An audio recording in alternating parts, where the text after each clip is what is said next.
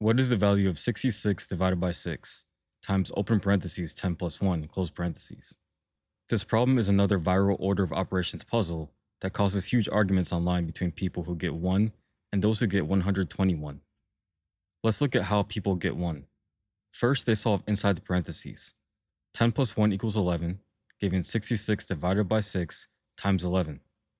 Next, they multiply 6 by 11 first to get 66, leaving 66 divided by 66 equals 1.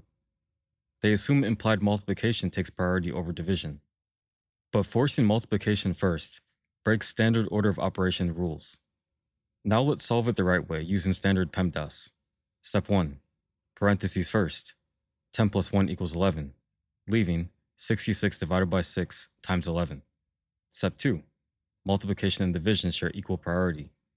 We must work strictly from left to right. Division comes first on the left. 66 divided by 6 equals 11. Now, multiply 11 by 11, which equals 121. So our true final answer is 121.